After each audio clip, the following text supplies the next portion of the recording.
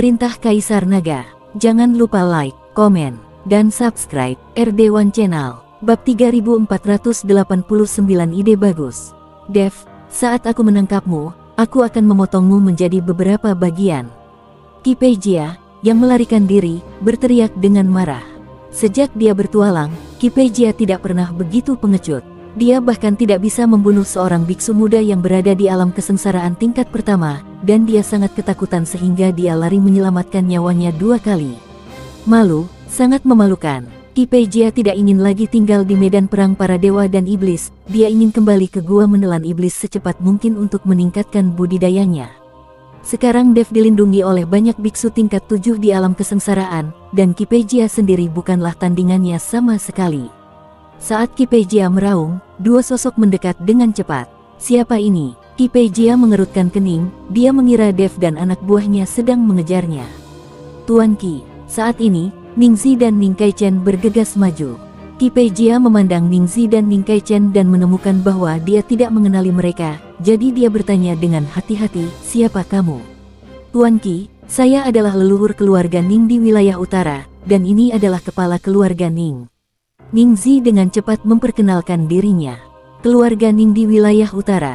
Ki Peijia mengerutkan kening dan berkata, saya tidak mengenalnya, dan saya juga belum pernah mendengar tentang dia. Keluarga Ning tidak memiliki banyak ketenaran pada awalnya, belum lagi mereka masih berada di wilayah utara, wajar jika Ki Peijia belum pernah mendengarnya. Tuan Muda Ki adalah naga dan burung phoenix di antara manusia. Wajar jika keluarga kecil seperti kita belum pernah mendengar tentang dia. Ningxi memuji Ki Peijia. Ketika Ki Peijia mendengar ini, dia sangat senang, jadi dia melonggarkan kewaspadaannya dan berkata, apa yang kalian berdua inginkan dariku? Tuan Ki, kami tahu Anda ingin membunuh Dev. Sejujurnya, kami juga memiliki beberapa masalah dengan Dev, jadi kami ingin bergabung dengan Tuan Ki, kata Ningxi. Ki Peijia menatap Ningxi dan Ning Kaichen dengan dingin, dan mendengus, tidak. Aku bisa membunuh Dev itu sendiri, aku tidak perlu bekerja sama denganmu. Tentu saja saya tahu bahwa Tuan Ki dapat membunuh Dev itu. Dev itu hanyalah penguasa alam bencana tingkat pertama. Tuan Ki memang seorang biksu hebat dari alam bencana tingkat 8. Dia dapat menghancurkan Chen Itu Ping sampai mati dengan 1 jari. Namun, ada banyak pembantu di sekitar Dev, dan ada juga banyak biksu tingkat ke-7 dari alam kesengsaraan yang menjaganya, jadi tidak mudah bagi Tuan Ki untuk membunuh Dev. Dan apa yang terjadi setelah Tuan Ki membunuh Dev? Tidakkah kamu ingin mendapat tempat di seluruh wilayah selatan? Apakah kamu masih ingin menjadi seorang kultivator biasa? Bukankah kamu ingin memiliki kekuatan sendiri? Ningxi adalah sosok yang sangat baik, dan dia segera berbicara dalam hati Ki Peijia. Ki Peijia dulunya adalah seorang kultivator biasa, dia dipermalukan dan bahkan dipaksa masuk ke gua menelan iblis oleh Jin Dong. Jika bukan karena memasuki gua menelan iblis, Ki Peijia tidak akan melakukan petualangan itu. Mungkinkah dengan bekerja sama denganmu, aku bisa memiliki kekuatanku sendiri? Kamu hanya 2 orang, dan keluarga Ningmu berada di wilayah utara, jadi bagaimana kamu bisa datang ke wilayah selatan untuk berkembang? Ki Peijia bertanya dengan bingung. Tuan Ki, selama kita bekerja sama, saya dapat menemukan cara bagi Anda untuk memiliki kekuatan Anda sendiri, dan saya juga dapat menjadikan Dev sasaran kritik publik dan diburu oleh beberapa keluarga besar. Ningxi berkata dengan tegas. Apa yang bisa kau lakukan? Ki Peijia bertanya dengan rasa ingin tahu. Ningxi mendekatkan kepalanya ke telinga Ki Peijia, lalu membisikkan beberapa kata, yang membuat Ki Peijia tertawa. Hahaha, ini ide yang bagus. Ini seperti seekor kikir dan kerang yang bersaing demi keuntungan nelayan. Ki Peijia tertawa dan berkata. Melihat ekspresi tawa Ki Peijia, Ningxi sedikit mengangkat sudut mulutnya dan sangat bangga. Ning Kaichen berdiri di samping, tidak berani bernapas sekarang leluhur bekerja sama dengan pembudidaya iblis, dia, sebagai kepala keluarga, tidak dapat menghentikannya. Sekarang Ning Kaichen hanya berharap setelah membunuh Dev, dia akan berhenti bekerja sama dengan Ki Peijia. Anda tidak boleh memberitahu keluarga lain di wilayah utara, jika tidak mereka, Ningxi, akan semakin kehilangan statusnya. Bab 3490, satu lagi selimut hangat. Dev, Huo Feng dan Baiqian menemukan pintu masuk dan keluar dari medan perang para dewa dan iblis, dan kemudian meninggalkan medan perang para dewa dan iblis. Adapun kapan medan perang para dewa dan iblis akan ditutup, Dev tidak peduli lagi. Mendapatkan binatang yang menelan langit sudah membuat Dev sangat bahagia. Begitu pula dengan langkah-langkah pengendalian api dan teknik yang menakjubkan. Selama Anda belajar dengan giat, Anda pasti akan menjadi semakin canggih. Ini benar-benar keajaiban peri. Setelah Dev dan mereka bertiga meninggalkan medan perang para dewa dan iblis, mereka menemukan banyak orang berkumpul di pintu masuk di luar medan perang para dewa dan iblis, menunggu bangsa mereka sendiri keluar. Tuan Dev. Melihat Dev keluar, Ji Yun segera berteriak keras. Sejak Ji Yun keluar lebih awal bersama Luosi, dia tidak pergi dari sini dan menunggu Dev. Sekarang melihat Dev keluar, wajah Ji Yun penuh kegembiraan. Tuan Dev, saya lega Anda aman dan sehat. Seng Busi dan yang lainnya juga keluar. Mereka mengkhawatirkan Dev. Sekarang mereka melihat Dev menyingkirkan Ki Pei Jia dan keluar, dan dia menghela nafas lega. Jika Dev memiliki kekurangan, Seng Busi mungkin akan merasa sangat bersalah. Tuan Dev, Luo Souhai, Luosi, Jin Dong dan lainnya juga maju dan menyapa Dev. Tuan Dev, terima kasih telah merawat gadis kecil saya di medan perang para dewa dan iblis. Setelah dia keluar, dia memberitahu saya bahwa jika bukan karena Tuan Dev, gadis kecil saya pasti sudah lama mati. Petik 2. Mulai sekarang, selama Tuan Dev mengucapkan sepatah kata pun, aku, Lembah Roh Darah, tidak akan berkata apa-apa. Luo Souhai mengungkapkan pendiriannya di depan Dev. Tuan Luo, sama-sama. Karena Anda mempercayakan keselamatan Nona Luo kepada saya, tentu saja saya akan bertanggung jawab. Hanya saja medan perang para dewa dan iblis terlalu berbahaya, dan Nona Luo belum bisa mengalaminya. Namun, kali ini saya telah mendapatkan sesuatu di medan perang para dewa dan iblis. Jika saatnya tiba, saya akan membagikan beberapa urusanmu di Lembah Roh Darah. Kata Dev. Tidak, Tuan Dev telah menyelamatkan putriku 2 kali, beraninya aku meminta barang-barang Tuan Dev. Luo Souhai melambaikan tangannya berulang kali. Dev melihat bahwa Luo Souhai tulus dan benar-benar tidak menginginkan apapun, jadi dia tidak memaksa. Sekarang Dev memiliki binatang penelan langit, diperkirakan konsumsi sumber daya akan lebih besar di masa depan.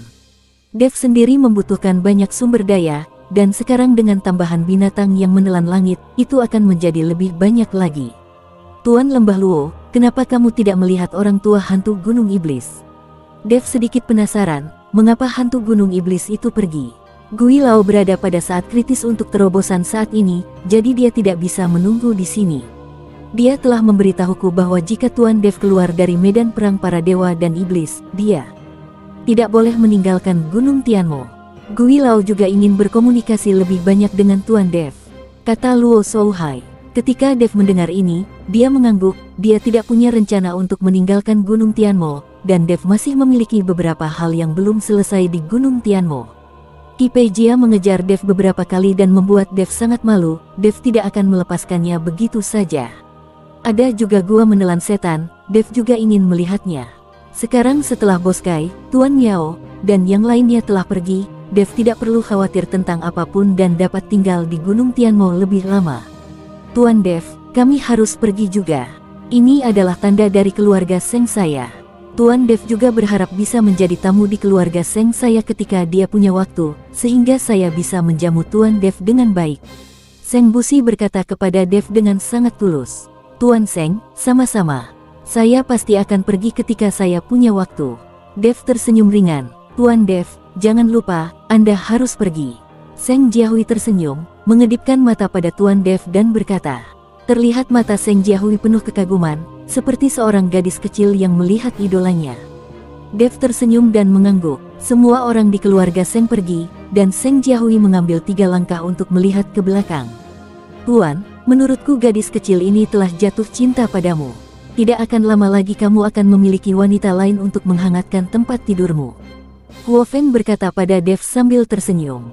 Diam, Dev tampak malu. Lagi pula, sangat memalukan untuk mengatakan hal seperti itu di depan Luo Souhai dan yang lainnya. Bab 3491 ini mungkin buruk. Tuan Dev, kami juga tidak bisa pergi. Medan perang para dewa dan iblis ini mungkin akan ditutup selama beberapa hari. Luo Souhai berencana membawa Dev kembali ke Lembah Roh Darah dulu. Dev mengangguk dan bersiap untuk pergi bersama Luo Souhai. Tunggu sebentar. Saat ini, Cheng Jinghui berjalan mendekat. lalu melirik ke arah Dev dan berkata, bisakah kamu melihat muridku di medan perang para dewa dan iblis? Cheng Jinghui tahu bahwa Liu Sui bersama Qi Peijia, jadi secara logis dia akan baik-baik saja. Tapi sekarang setelah Dev keluar, Cheng Jinghui merasa tidak yakin. Biasanya, mudah bagi Qi Peijia, biksu tingkat 8 di alam kesengsaraan, untuk membunuh Dev. Adik laki-laki, apa yang ingin kamu lakukan? Luo Shouhai sedikit mengernyit dan menatap Cheng Jinghui dengan dingin. Kakak senior, aku hanya bertanya tentang situasi muridku, bukankah tidak apa-apa? Kata Cheng Jinghui sambil mencibir. Luo Shouhai hendak mengatakan sesuatu, tetapi Dev berkata, kamu tidak perlu menunggu lebih lama lagi, muridmu sudah mati. Apa? Cheng Jinghui tercengang, dia tidak pernah mengira muridnya akan mati. Bagaimanapun, Liu Sui bersama Qi Peijia, bagaimana dia bisa mati? Jika kamu berbohong, muridku tidak akan mati. Cheng Jinghui tidak percaya sama sekali. Lupakan saja jika kamu tidak percaya. Tanyakan saja pada Qi Peijia kapan waktunya tiba. Dev mendengus dingin. Melihat Dev seperti itu, Cheng Jinghui tiba-tiba menjadi marah. Wah, kamu terlalu gila.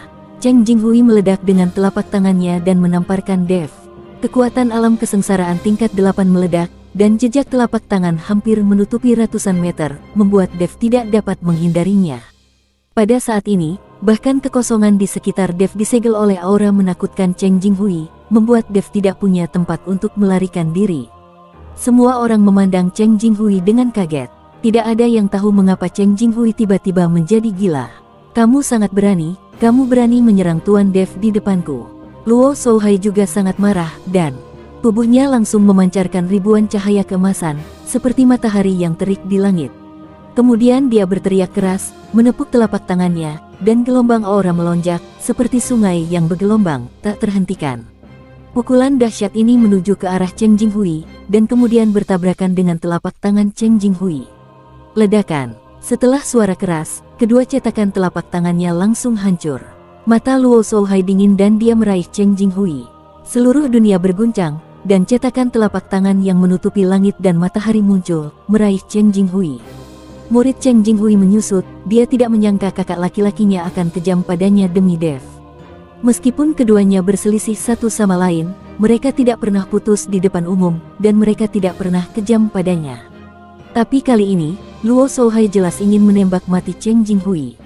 Ketika Cheng Jing melihat ini, dia juga menamparkan beberapa telapak tangan secara berurutan untuk menetralisir cakarnya. Kakak senior, apakah kamu benar-benar ingin membunuhku? Cheng Jinghui bertanya dengan tidak percaya. Jika kamu berani menyerang Tuan Dev, kamu akan mati tanpa ampun. Karena itu, Luo Shouhai sebenarnya ingin mengambil tindakan. Tuan Lembah Luo, di depan begitu banyak orang, kalian berdua mengambil tindakan yang jelas-jelas melanggar aturan. Bukankah itu buruk? Pemimpin Sekte Kong dari Sekte Suanyin muncul dan memandang Luo Shouhai dengan sangat tidak puas. Di belakang Sekte Master Kong, ada beberapa orang yang mengikuti. Orang-orang ini memiliki aura yang sangat kuat dan jelas berasal dari sekte dekat Gunung Tianmo. Aturan ini dibuat bersama oleh semua orang. Luo Shouhai dan Cheng Jinghui, sebagai sekte iblis di Gunung Iblis, juga berpartisipasi di dalamnya. Namun kini keduanya terang-terangan melanggar aturan. Cheng Jinghui lah yang mengambil tindakan pertama. Jika saya tidak mengambil tindakan, bukankah saya akan melihatnya membunuh orang? Luo Shouhai berkata sangat tidak puas. Tentu saja, Master Sekte Kong tahu bahwa Cheng Jinghui lah yang mengambil tindakan pertama, jadi dia melihat ke arah Cheng Jinghui dan berkata, Sekte Master Cheng, sebagai seorang tetua, bagaimana Anda bisa melanggar aturan dan mengambil tindakan secara terbuka? Bersambung.